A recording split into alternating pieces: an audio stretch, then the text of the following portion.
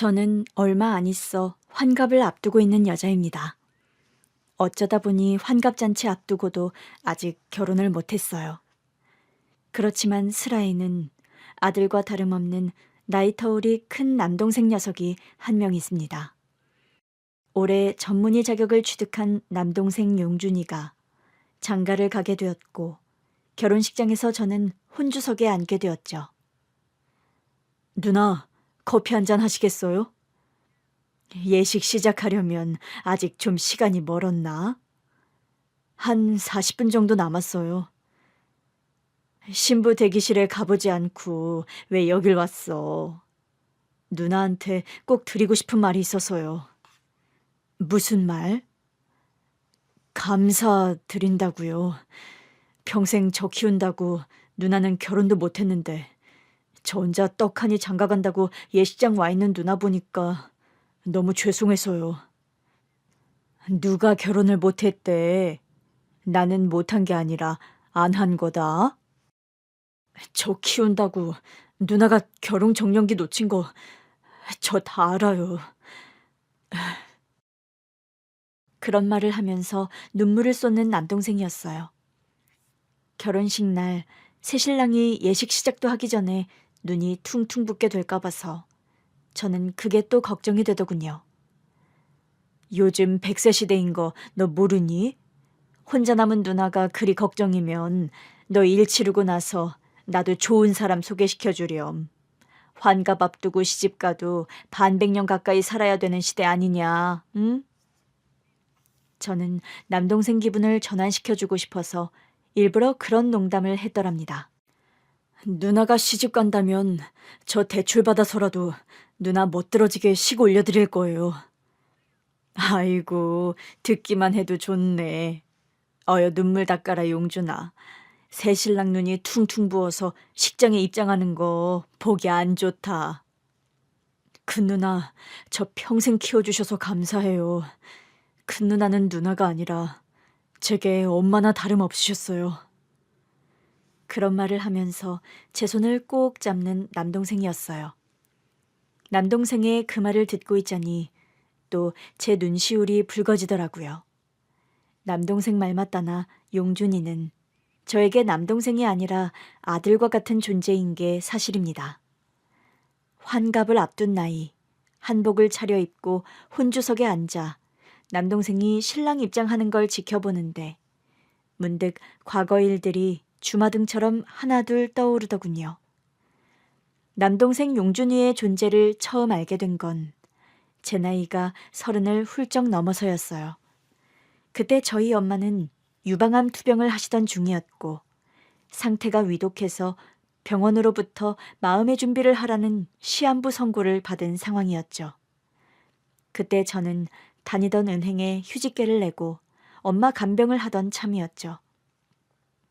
유선아, 내가 죽기 전에 내게 꼭 할 말이 있다.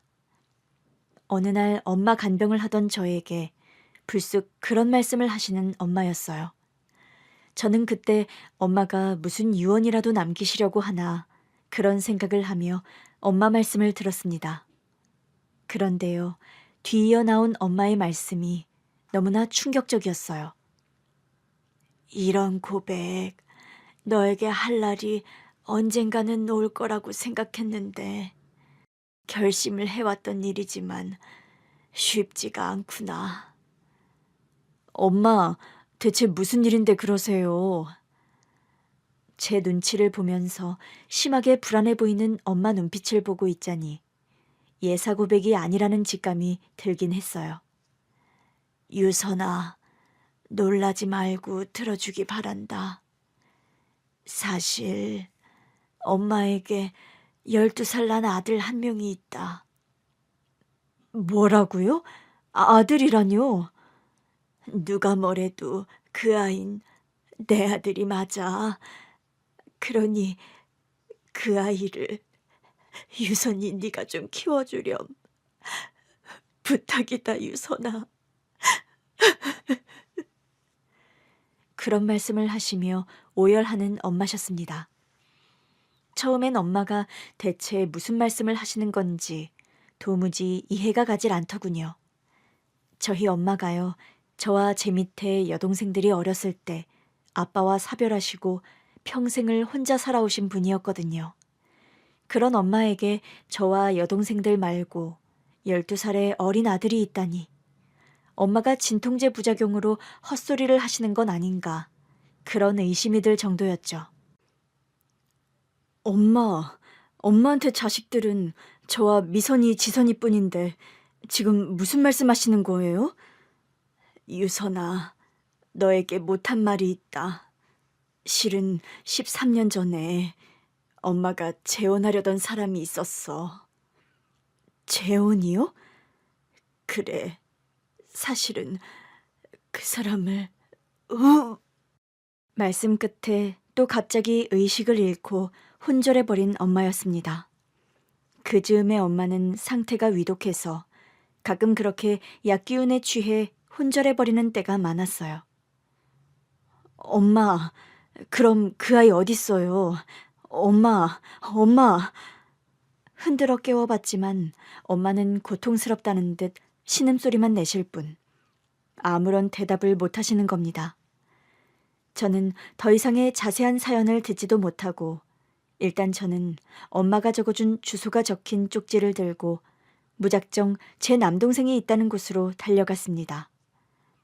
그런데요, 그 아이가 사는 곳이 엄마 집과 그리 먼 곳에 있지도 않더라고요.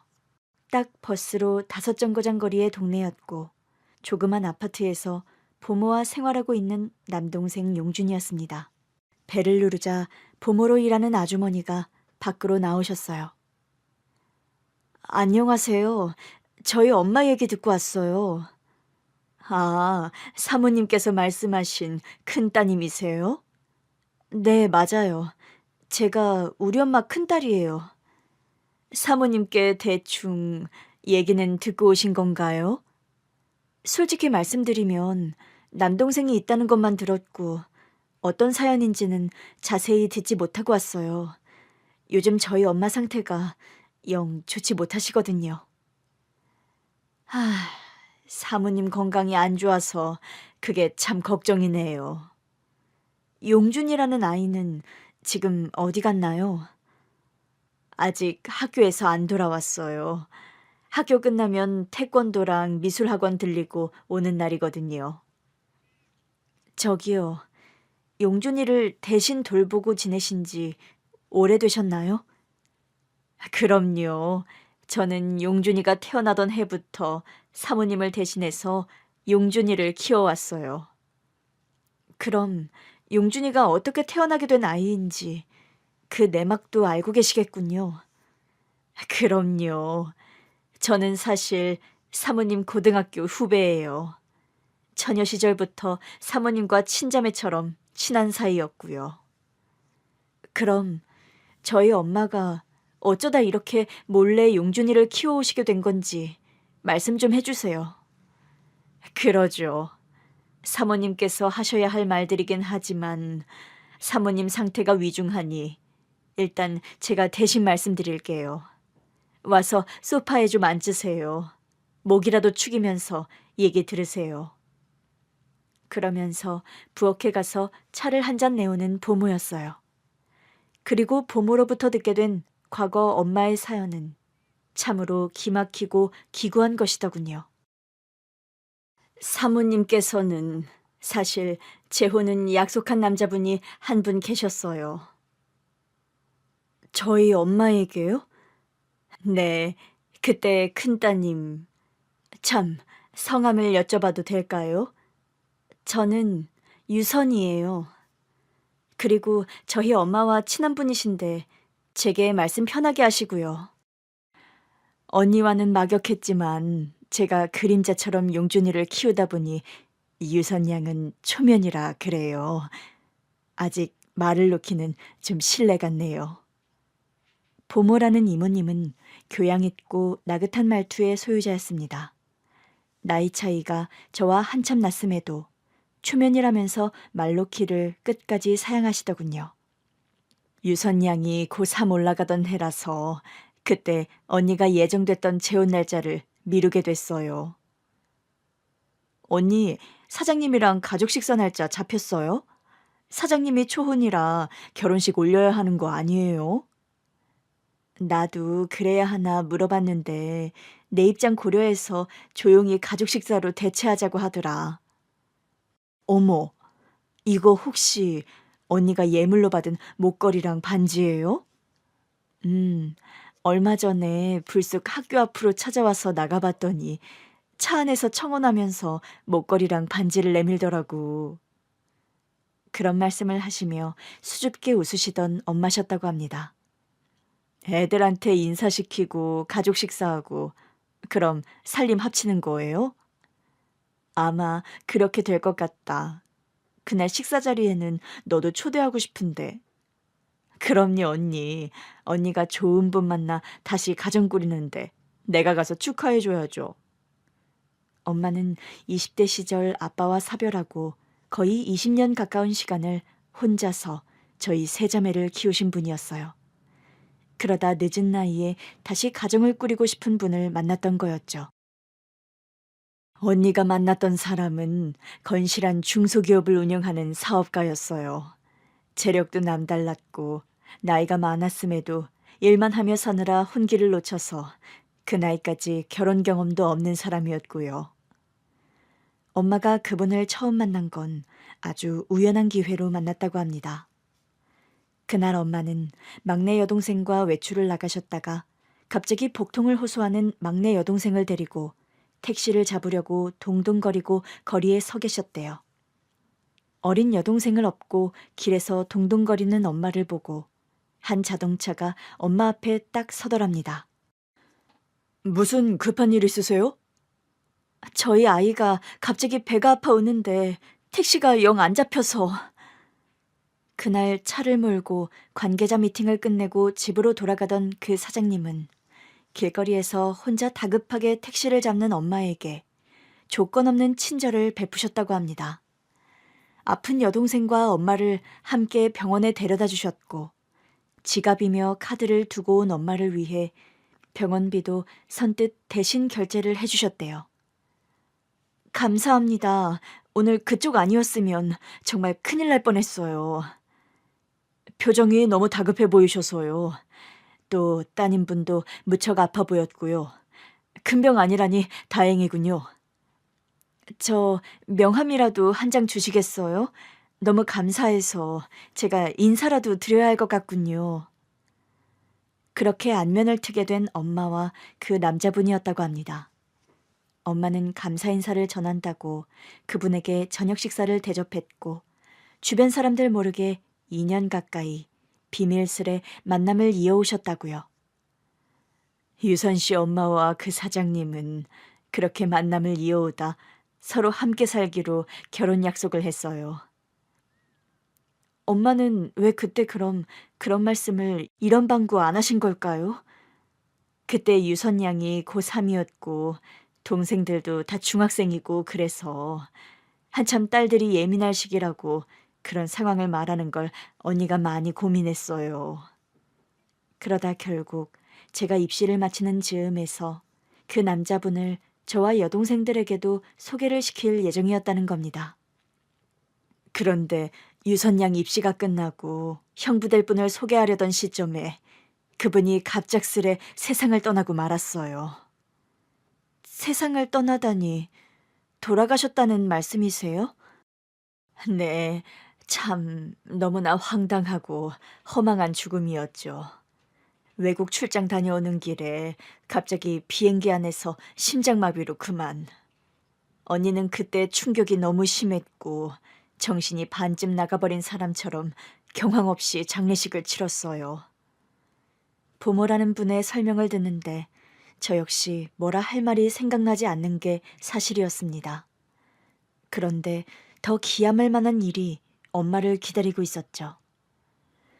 그 형부가 될 뻔했던 사장님의 장례식이 끝나고 얼마 안 있어서 언니는 임신 사실을 알게 됐어요. 그 남자분이 돌아가시고 나서야 남자분 아이를 가졌다는 걸 아셨다고요? 네, 그래요. 보모 아주머니께 듣게 된 그때의 상황은 참 기막힌 것이더라고요. 그 남자분의 49제를 절에서 지낼 때 보모 아주머니도 참석을 하셨답니다. 그런데 49제가 끝나고 나서 절을 내려오는 길에 갑자기 엄마가 실신을 하셨대요. 깜짝 놀라 근처 병원 응급실에 엄마를 데려갔는데 하마터면 큰일 날 뻔했습니다. 임신 16주 차시네요. 임신이라고요? 네, 혹시 모르셨나요? 하긴 환자분 나이가 있으셔서 생각 못 하셨을 수도 있겠네요. 선생님 말씀 맞다나 지금 제 나이가 곧 50을 바라보는데 임신이라니요, 선생님. 그런데 확실히 임신한 거 맞으세요. 간혹 환자분 나이에도 자연 임신이 되는 경우가 있습니다. 폐경전의 여성분이라면 가임기를 완전히 지났다고 누구도 단언할 수 없는 문제고요. 엄마는 그때 이미 40대 후반, 얼마 있으면 50살을 앞둔 나이셨지요. 나이도 나이지만 재혼하기로 했던 그 남자분이 명을 달리한 상황에 찾아온 아이가 마냥 축복일 수 없는 게 현실이었습니다. 이 일을 어쩌면 좋니? 임신이라니. 언니, 이왕 닥친 일인데 어쩔 거예요. 이게 누구 잘못도 아닌데. 뱃속에 아이가 자란다는데 정말 어찌해야 할지를 모르겠구나. 한동안 고민하던 엄마는 결국 출산하기로 결심을 하셨더랍니다. 내가 아이 낳을 상황 아니라는 건 알지만 엄연히 생긴 아이를 없애지는 못하겠다. 언니, 그럼 언니가 아이를 낳아서 키울 작정이에요? 쉬운 일은 아니겠지만 그러려고 해. 대신 숙자 너에게 부탁할 일이 있어. 무슨 부탁인데요? 너에게 다달이 네가 지금 일하는 만큼 월급을 줄 테니 우리 아이 네가 좀 키워주겠니? 뭐라고요, 언니? 너 알다시피 나 선생 노릇하며 슬아의 사춘기 딸들이 3명이다. 내 처지상 아이를 직접 기르기는 아무래도 무리 같아. 딸들이 대학 가고 독립할 때까지만 우리 아들을 좀 키워다오, 숙자야. 부탁한다. 엄마의 부탁에 그때 보모 아주머니는 다니던 직장을 관두고 남동생을 키우기 시작하셨다는 겁니다. 언니와 재혼하기로 했던 남자분이 그래도 다행히 보험금이며 아이를 키울 만한 유산을 언니 앞으로 남겨두었어요. 그래서 경제적으로 아이를 키우는 건 큰 걱정이 없었는데 제일 언니가 힘들어했던 게 아이의 엄마 노릇을 사람들 앞에서 떳떳하게 하지 못하는 거였죠. 보모 아주머니의 말씀을 듣고 보니 저 역시 참 기함할 지경이었습니다. 12년이라는 세월을 비밀로 아들을 꽁꽁 숨기듯 키워온 엄마의 심정이 어땠을지 생각하니 저 역시 억장이 무너지는 것 같더라고요. 그때 현관벨이 울렸고 보모 아주머니가 나가서 문을 열어주자 12살짜리 남자아이가 웃으며 집으로 뛰쳐들어오더라고요. 다녀왔습니다. 저 오늘 태권도 심사에서 1등 먹었어요, 아줌마. 천진하게 웃으며 태권도 도복 차림으로 들어오는 12살의 용준이. 제가 남동생 용준이를 처음 본 순간이 바로 그때였더랍니다. 아줌마, 이 아줌마는 누구세요? 제 얼굴을 똑바로 보며 해맑게 웃던 용준이의 모습. 저는 용준이를 처음 본 순간 녀석이 제 남동생이라는 직감이 들더군요. 부정하기에 용준이의 얼굴이 저희 엄마와 너무 똑같이 생겼더라고요. 엄마를 꼭 닮은 까만 눈망울을 보고 있자니 묘하게 마음이 시큰거렸습니다. 안녕, 용준아. 나는 네 누나 되는 사람이야. 오늘 너와 처음 보는 거지? 반갑다. 저는 어색한 인사를 남동생에게 건넸더랍니다. 안녕하세요, 누나. 놀라지도 않고 천연덕스럽게 인사를 하며 저에게 누나 소리를 하는 용준이었어요. 제가 좀 의아한 얼굴로 보니까 그런 설명을 해주는 보모 아주머니였죠. 용준이는 누나들 존재를 알고 있어요. 언니가 유선 씨랑 여동생들 이야기도 해주고 그랬거든요. 아, 그랬군요. 용준아, 너 엄마 안 보고 싶니? 보고 싶어요. 그런데 엄마가 요즘 편찮으셔서 저 한동안 보러 못 온다고 하셨어요. 그런 말을 하면서 얼굴이 어두워지는 남동생이었어요. 엄마랑 누나랑 같이 살고 싶니, 용준이는? 네. 제 눈치를 보듯 망설이다 그런 대답을 하는 용준이었어요. 그때 저희 엄마가 살 날이 얼마 남지 않았다고 병원에서 시한부 선고를 받은 때였습니다. 하루라도 어린 용준이가 엄마 곁에서 지내게 하는 게 맞다는 생각이 들더군요. 그리고 피는 물보다 진하다는 말이 괜히 있는 게 아니더라고요. 한 번도 본 적 없는 용준이었는데 상황 설명을 듣고 제 남동생이라는 걸 알게 된 순간 용준이가 한없이 불쌍하고 가련하게 느껴졌습니다. 태어나자마자 아빠는 안 계시고 엄마라는 존재는 그림자처럼 눈치 보며 며칠에 한 번 보러 오는 게 다였을 용준이의 유년 시절을 생각하자 마음이 무척 아프더라고요. 저는 그날부로 짐을 다 싸서 용준이를 데리고 엄마 집으로 데리고 왔어요. 그때의 엄마 상황을 종합해보자면 재혼하려던 남자가 갑자기 교통사고로 돌아가셨고 장례식이 끝난 후에야 엄마는 임신 사실을 아셨다는 겁니다. 그때만 해도 지금만큼 시대가 개방적인 때가 아니었죠. 요즘이야 이혼이 흠도 아니고 돌싱남이니 돌싱년이 그런 단어들이 뜨악한 느낌을 주는 시대도 아니죠. 심지어 2번 이혼한 경험이 있는 돌돌싱이라는 말까지 아무렇지 않게 등장한 시대니까요. 그렇지만 엄마가 젊으셨을 때만 해도 이혼은 흠이고 숨겨야 하는 멍해처럼 여기던 때였죠.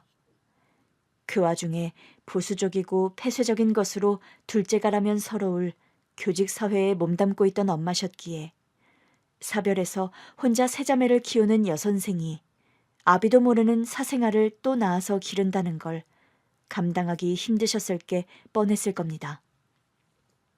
그 당시 저는 30 중반의 나이로 그런 상황들을 이해할 만한 나이였고 남동생을 제가 거둬야겠다는 생각이 들더라고요.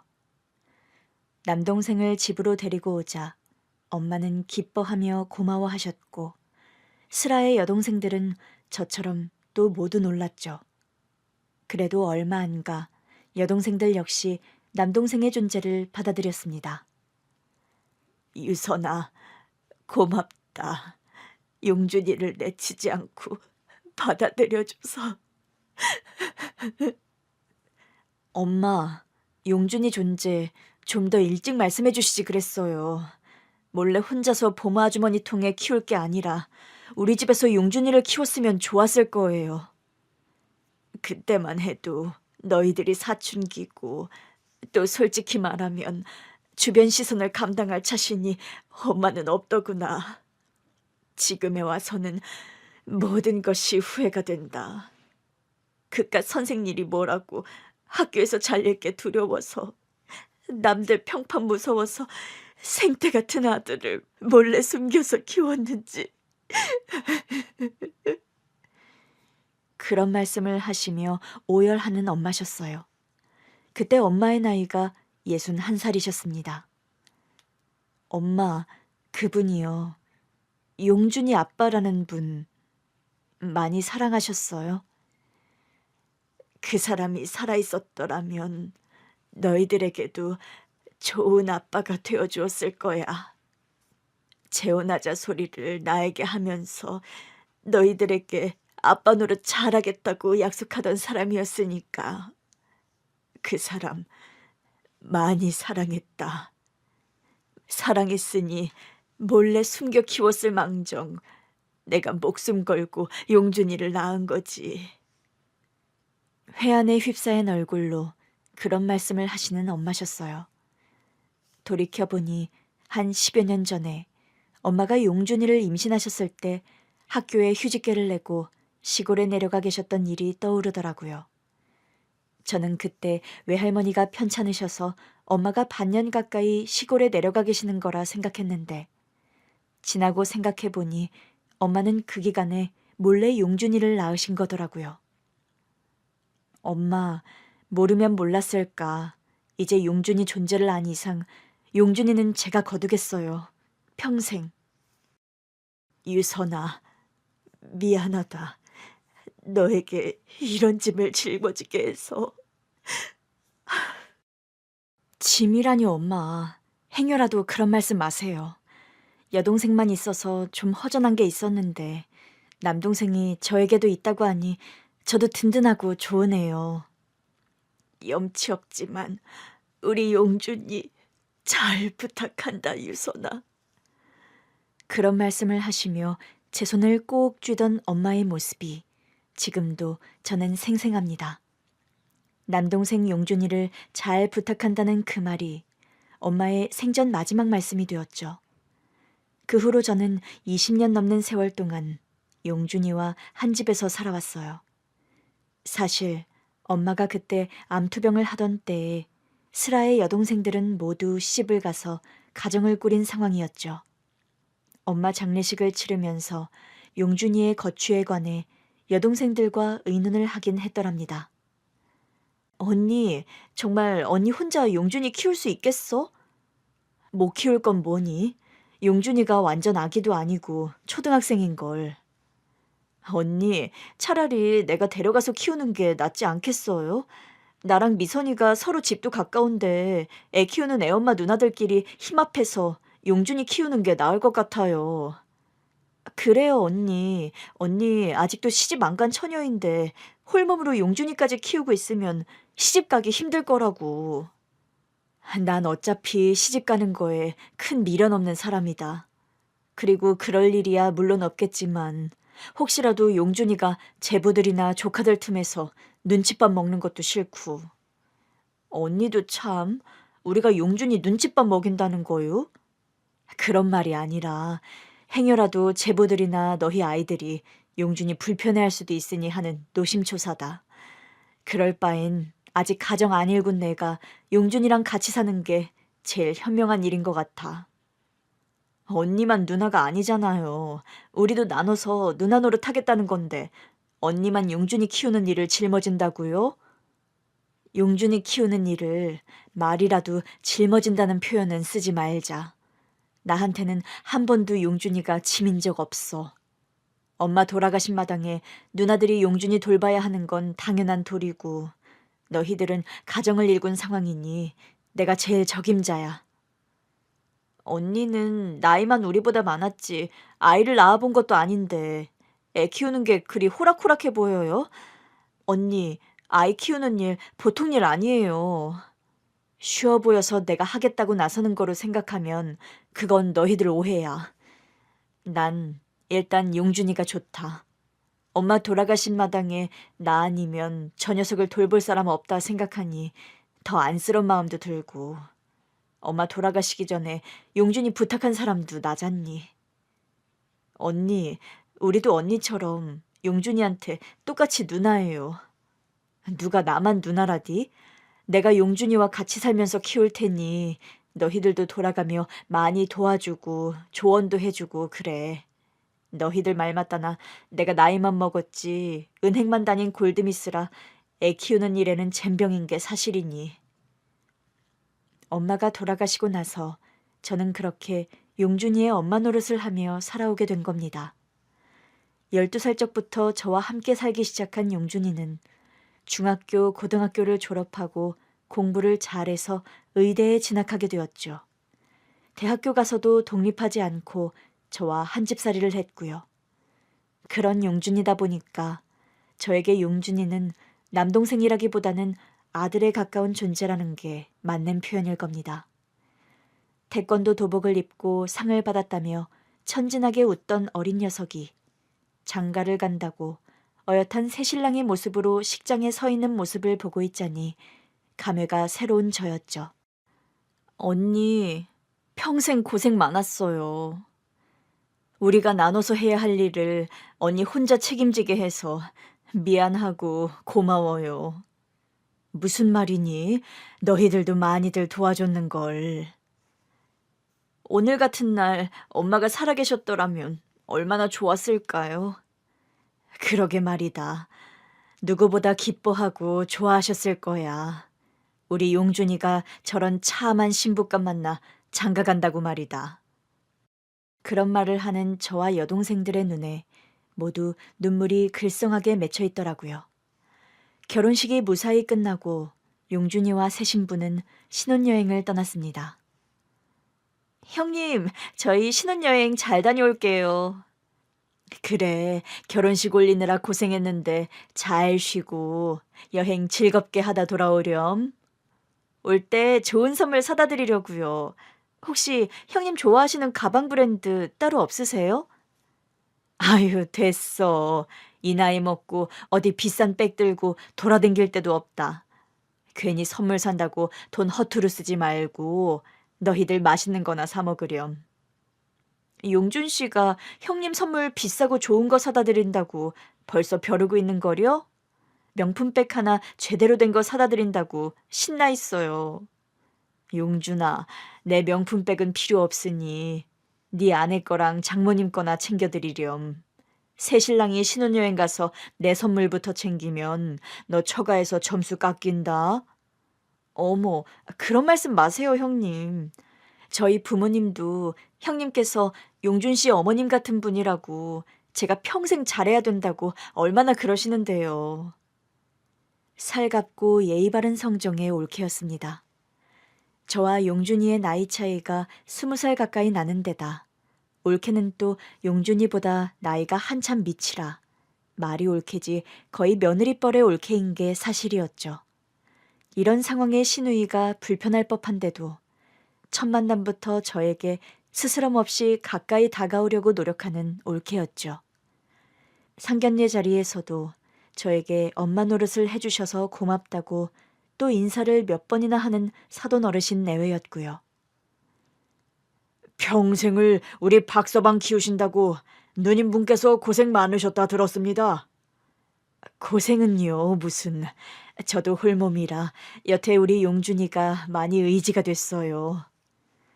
박서방이 그러더군요. 누님께서 자기 키운다고 평생 시집도 안 가고 헌신하셨다고요. 제가 우리 딸내미에게도 누누이 말해뒀습니다. 너는 시누이 분 자리가 시어머니 자리나 매한가지니 평생 잘하라고요. 아닙니다, 사돈어른. 엄마가 일찍 돌아가셔서 제가 용준이와 함께 살았습니다만 제가 한다고 했어도 엄마 노릇에는 턱없이 많이 부족했을 거예요. 아유, 박서방이 얼마나 누님분 자랑을 많이 하신다고요. 엄마도 안 계시고 아빠도 일찍 돌아가셔서 안 계셨지만 그런 빈자리 모르고 자랐을 정도로 누님분께서 사랑을 많이 주셨다고요. 녀석이 저를 좋게 말해준 모양이네요. 저뿐 아니라 제 여동생들도 우리 용준이를 많이 예뻐했어요. 네, 작은 누님, 둘째 누님 얘기도 많이 들었습니다. 반찬이며 도시락은 모두 또 작은 누님, 둘째 누님이 알아서 잘 챙겨주셨다고 하더라고요. 형님, 그래서 말인데요. 저와 용준 씨 신혼살림 차리면서 형님 모시고 살고 싶은데 어떠세요? 상견례 자리에서 갑자기 그런 말을 하는 올케였습니다. 전혀 생각지도 못했던 제의였기에 무척 당황한 게 사실이었죠. 나와 같이 살겠다고? 결혼해서? 네, 형님. 용준 씨에게는 형님이 어머니 같은 분인데 혼자 지내실 형님 걱정을 용준 씨가 너무 많이 하기도 하고요. 저도 형님 모시고 사는 편이 마음 편할 것 같아서 용준 씨와 상의 끝에 내린 결정이에요. 그건 아닐 소리야. 나를 생각해주는 건 무척 고맙다만 요즘 세상에 무슨 시집살이 시킬 일도 없고. 용준아, 네가 괜히 난정이에게 부담을 준 거 아니니? 누나, 이건 거짓말이 아니라 정말 난정이가 먼저 제안한 거예요. 그럼요. 박서방 아이디어가 아니라 난정이가 처음 낸 생각입니다. 저희 내외도 잘 생각했다고 칭찬해 줬고요. 사돈내외까지 나서서 그런 말을 했지만 저는 그 제의를 완곡하게 거절했어요. 난정아, 네 뜻도 참 고맙고 사돈 어르신들께서도 저를 그리 배려해 주셔서 정말 감사해요. 그렇지만 저는 용준이와 난정이가 신혼살림 차리며 오붓하게 두 사람 가정을 일궜으면 좋겠어요. 남동생 내외의 뜻이 가상하고 고마웠지만 저는 그 제의를 거절했습니다. 20년 넘게 함께 살아온 남동생을 장가 보내는 일이 서운한 게 사실이었지만 그렇다고 시집살이를 시키고 싶은 생각은 없더라고요. 그리고 좀 외롭더라도 남은 인생은 저만의 인생을 살아보자. 그런 생각도 한켠에는 있었고요. 남동생 내외가 신혼여행을 떠나고 나서 텅 빈 집에 혼자 있던 날 저녁, 여동생 2명이 기별 없이 저희 집을 찾아왔더라고요. 연락도 없이 어쩐 일들이야? 어쩐 일은요. 보나마나 혼자서 꿀꿀하게 혼자 소주 마시고 있을 것 같아서 왔지. 오늘 용준이 장가 보낸 날인데 우리 자매들끼리 한 잔씩 하려고 왔어요. 미선이가 안주도 만들어 왔어. 언니 좋아하는 잡채. 제가 용준이 없이 혼자 지낼 첫날을 걱정해서 일부러 놀러온 여동생들이었어요. 저를 헤아리는 그 마음이 느껴져서 좀 찡한 마음으로 동생들을 맞았더랍니다. 언니랑 미선이랑 한잔하는 것도 참 오랜만이네요. 우리 세자매 술잔 기울이는 거야. 엄마랑 아빠 재산 날 뿐이잖니. 그러게요. 우리 셋 다 애주가인데 뭐 사는 게 바쁘다고 셋이서 술잔 기울일 시간도 잘 안 나나 몰라? 언니는 용준이 장가 보냈으니 앞으로 시간 많이 날 거고 나는 큰애 군대 갔고 둘째 녀석 유학 갔으니 좀 여유로워질 테고 너는 한가해지려면 멀었다 얘. 애들 내년 내후년 차례로 고3 아니니? 그러게 말이에요. 둘째 언니가 큰언니 벗 많이 해줘요. 용준이 장가 보내고 우리 언니 무슨 낙으로 살까 모르겠네. 얘들 좀 봐라. 내가 뭐 용준이 아니면 삶의 낙이 없는 사람들처럼 말하니? 언니, 솔직히 옆에서 보기에 그래요. 여태 너무 용준이 하나만 보고 살아왔지 뭐. 언니 좋다는 사람 다 마다하고 용준이 키운다고. 언니 결혼까지 갈 뻔했던 사람은 지금쯤 뭐 하며 사나 모르겠네. 혹시 연락은 안 해봤어요? 누구 말이니? 이제 내가 누굴 만났었는지 기억도 가물가물하다. 언니, 우리 옛날 가족 앨범 어딨어요? 전에 보니까 언니 자개장롱에 앨범 돌아다니는 것 같던데. 엄마 쓰시던 농 안쪽에 있어. 가만히 있어봐라. 내가 가져올 테니.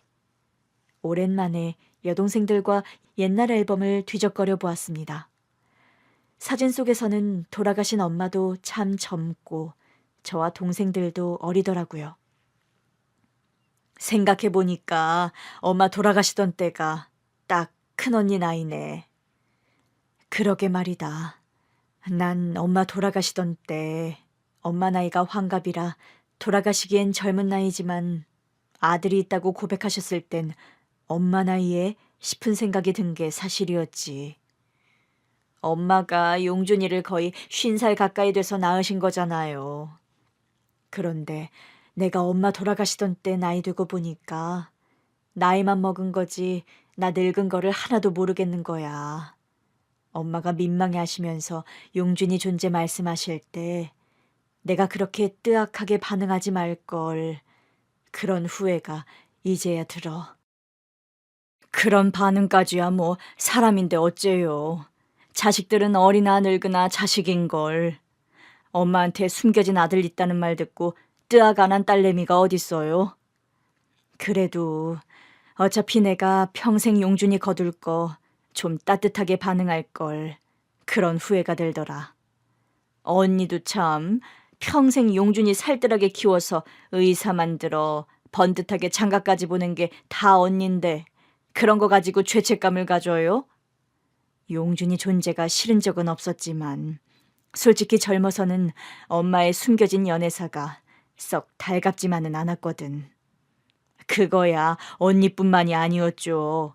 미선이랑 나도 마찬가지였어. 사실 젊었을 때만 해도 엄마의 그런 숨겨진 연애사를 마음으로 잘 이해하지 못했어요. 제가 또 성격이 돌아가신 아버지를 닮아 좀 고지식한 데가 있거든요. 암투병을 하며 시한부인 환갑이 넘은 엄마에게 숨겨진 아들이 있다는 게 자랑할 만한 사실은 아니었습니다. 엄마가 건강이 위독하셨고 죄책감과 민망함이 드러나는 얼굴로 용준이를 부탁하셨기에 싫은 소리 없이 엄마에게 걱정 말라 말씀은 드렸지만 마음으로 엄마의 연애를 이해한 건 아니었어요. 그런데 환갑이 넘은 지금 엄마처럼 저 역시 홀몸으로 남동생 용준이를 키워오다 보니 엄마의 외로웠을 처지를 이제 누구보다 잘 이해하는 나이가 되어버린 거였죠.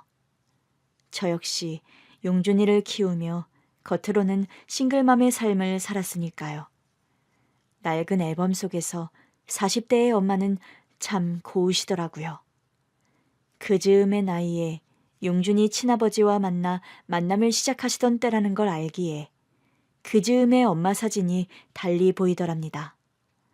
그때는 우리 엄마가 그저 엄마이기에 나이 많은 아줌마이고 엄마라는 역할만 생각했을 뿐 여자로서의 엄마의 인생을 참 생각하지 못했던 것 같습니다. 그런 자식들의 마음을 헤아렸기에 엄마는 용준이 친아버지를 만나며 저와 동생들에게 그분의 존재를 꽁꽁 숨기셨던 거겠죠. 언니, 이거 봐. 엄마 44살 정도 때 사진이야. 우리 엄마 이때도 꽤 괜찮았다. 그지? 엄마가 미인이셨잖아. 피부도 희고 나이 먹어서도 몸매 호리호리하시고. 솔직히 우리 자매들 중에 엄마 미모 따라가는 사람 아무도 없잖아. 그래도 우리들 중엔 큰언니가 엄마 제일 많이 닮았지 뭐. 안 그래? 동생들이 가리키는 사진 속에서 엄마는 만개한 벚꽃나무 아래에서 노란색 실크 원피스 차림으로 양산을 들고 웃고 계시더라고요. 저즈음의 엄마는 자식들에게는 오픈할 수 없었지만 뒤늦게 찾아온 생의 끝사랑과 행복한 한때를 보내고 계셨구나 싶은 생각이 드니 마음이 참 묘했습니다. 저에게도 그런 사람이 있긴 했어요.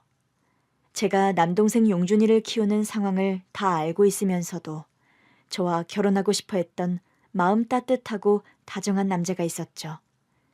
그 사람은 제가 일하던 은행에서 함께 근무하던 동료였습니다. 용준이란 아이가 그럼 유선 씨 아들이 아니고 남동생이라고요? 지점 사람들 다 유선 씨 아들로 알고 있던데요. 착각들 하기에 그냥 내버려둔 거예요. 그리고 용준이는 남동생이긴 하지만 제게 아들 같은 녀석인 게 사실이고요. 전 그런 것도 모르고 그동안 제가 아들 혼자 키우는 이혼녀인 줄 아셨다고요? 네, 솔직히 그런 오해를 할 수밖에 없었네요. 오해 풀리셨다니 다행이네요. 전 그럼 이만. 어느 날 사내에서 대화 끝에 그런 말을 주고받게 되었더랍니다. 저기요, 유선 씨. 제가 유선 씨 상황 다 오케이라면 저 남자친구로 받아줄래요? 뭐라고요? 사실 저는 유선 씨가 이혼녀라고 오해했던 상황에서도 유선 씨한테 호감이 있었습니다. 그 말인 즉슨 이혼녀가 아니라는 게 검증되었으니 절 만나겠다는 말씀이세요? 아니요. 그게 아니라니까요. 제가 말씀드렸잖아요. 유선 씨가 이혼녀였더라도 전 유선 씨에게 고백했을 거예요. 무슨 말씀을 하고 싶으신 건지 잘 이해가 안 가는데요. 혼자 남은 남동생을 혼자 여태 거두고 계신 거잖아요. 그런 유선 씨의 따뜻한 마음씨가 더 사랑스럽게 느껴진다고요. 이제 더는 유선 씨 지켜만 보는 거 못하겠다고요. 그런 고백으로 저에게 다가온 사람이었죠. 저는 그때 남자들에게 인기가 많을 만한 여건이 결코 아니었어요. 나이도 많았고 남자들 틈에서 오래 직장 생활하며 버텨내느라 성격도 칼칼하고 날카로운 편이었죠. 거기다 남동생 용준이를 키우다 보니 직장을 옮길 때마다 아들 딸린 이혼녀라는 소문이 꼬리표처럼 저를 따라다녔어요. 은행 업무가 끝나는 시간에 가끔 용준이가 회사 앞으로 저에게 오는 때가 종종 있었는데 그걸 보고 사람들이 마음대로 뒷담화를 지어냈던 겁니다. 처음엔 일일이 그런 소문을 정정하다가 나중엔 그럴 의미를 못 느껴서 그냥 내버려 두곤 했던 저였죠. 사실 용준이를 키우면서 한 해에 두 해의 시간이 가면서 저는 저 스스로 결혼을 포기하게 되더라고요. 간혹 연애를 해서 결혼 얘기가 나올 즈음이 되면 남동생을 결혼해서도 유선 씨가 키워야 한다고요? 그럼 용준이를 제가 아니면 누가 키워요? 여태 제가 키워왔기 때문에 제가 키운다는 데는 변함이 없어요. 유선 씨 여동생도 2명이나 된다면서요. 여태 유선 씨가 돌봐왔으니 앞으로는 여동생들이 좀 돌봐도 되는 문제잖아요. 우리 용준이가 무슨 짐짝도 아니고 이리 가라 저리 가라 하며 옮겨다니며 살게 할 순 없어요. 그리고 용준이는 말이 남동생이지 저에게 아들 같은 녀석이고요. 듣다 보니 좀 너무 당당한 태도란 생각 안 해요? 당당하다니 그게 무슨 말이죠? 무슨 재혼하는 자리도 아닌데 자식벌 남동생 데리고 온다는 여자를 반길 남자가 몇이나 될 것 같아요? 저와 결혼이 힘들다는 말을 너무 어렵게 하네요. 관두죠 뭐 그럼. 애초에 결혼이라는 게 당사자 간의 합의가 이뤄져야 하는 문제인데 시작부터 너무 삐걱거리는 것 같네요. 미안하다, 이해해달라. 그런 태도가 아닌 게 너무 당당해 보인다는 겁니다. 앞으로는 다른 남자를 만나더라도 그런 태도는 버리는 게 좋을 것 같은데요. 그런 식으로 대놓고 이기죽거리며 저를 떠나간 남자도 있었어요. 몇 번 그런 식으로 이별을 반복하다 보니까 자연스레 마음속에서 결혼을 포기하게 되더라고요. 굳이 결혼 같은 거 안 해도 용준이만 잘 키울 수 있다면 난 잘 사는 인생이다. 그렇게 마음의 위로를 삼았죠. 그런 저에게 처음부터 용준이를 키우는 저의 조건을 멍해로 여기지 않고 있는 그대로 받아들여준 남자는 태수 씨가 처음이었습니다. 관계가 조금 진지해진 후부터는 먼저 용준이를 만나서 허물없이 친해진 태수 씨였죠. 그런데 막상 그 사람과도 결혼 얘기가 나오고부터는 문제가 복잡해지기 시작해졌어요. 저와 태수 씨의 결혼을 극심하게 반대한 사람이 있었는데 바로 태수 씨의 어머니였습니다. 뭐? 아들뻘 남동생을 데리고 시집 온다고? 그게 말이니 막걸리니? 엄마, 다른 사람 자식도 아니고 유선 씨 남동생이에요. 부모님 일찍 돌아가셔서 어쩔 수 없는 상황이고요. 그 어미란 여자가 본 남편도 아니고 다른 남자 사이에서 낳은 아이가 그 남동생이라면서 그 어미의 그 딸이라는데 너는 그런 집안 여자를 네 와이프로 들이고 싶니? 어쩔 수 없는 상황이었다는 거 엄마도 다 들으셨으면서 그러세요. 시끄럽다. 너 이 애미가 죽는 꼴 보려거든 그 여자와 결혼을 하든 뭘 하든 해. 그 시어머니 될 분이 당시에 중증의 심근경색 환자였습니다. 충격과 스트레스에 취약한 병이었고 그 병을 빌미로 죽기 살기로 아들의 결혼을 반대하는 태수 씨 어머니였죠. 그 남자 역시 홀어머니 슬하에서 자랐고 형제자매도 없는 상황이라 어머니에 대한 효심 하나는 누구보다 각별하다는 걸 저는 알았고요. 태수 씨, 우리 서로 사랑하지만 결혼할 운명은 아닌 것 같아요. 유선 씨, 우리 어머니 시간 두고 천천히 설득할 거예요. 그러니까 조금만 기다려요, 네? 아니에요. 저번에도 회사 앞으로 찾아오셔서 저에게 울면서 부탁하셨어요. 제발 태수 씨 놓아달라고요. 유선 씨, 진짜 계속 속상하게 만들다가 어머니 병세 악화라도 되면 저 정말 감당 못할 거예요. 결혼을 해도 저나 태수 씨는 각자 남동생, 어머니와 한 집에서 살아야 하는 사람들인데 그 상황에서 행복한 동거가 될 상황도 아니고요. 그럼 고작 그런 이유로 우리가 헤어져야 한단 말이에요? 고작이라뇨. 말은 그렇게 하지만 누구보다 큰 문제라는 거 태수 씨가 더 잘 알잖아요. 우리 서로 많이 사랑하고 좋은 추억도 많았지만 여기까지만 해요. 그런 이별을 한 남자가 저에게도 있었어요. 다른 연애는 헤어지고 나서 별 생각이 나는 사람이 없었는데 그 태수라는 남자는 여전히 가끔 제 머릿속에 떠오르고 주기적으로 그리움을 불러일으키는 사람이었죠. 그 사람은 당시 남동생 용준이와도 친삼촌처럼 허물없이 잘 지냈고 저를 참 많이 사랑해준 남자였거든요. 오래된 앨범을 동생들과 뒤적이다 보니 엄마 젊은 시절 사진을 보다가 불현듯 제 지난 연애사가 머릿속에 소환되더라고요.